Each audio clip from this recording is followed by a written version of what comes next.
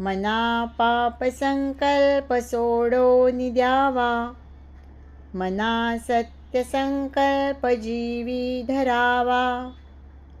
मना कल्पना ते नको विषयांची, विकारे घडे हो जनी सर्वचीची. हे मना, तू पापाची वासना बाळगू नकोस.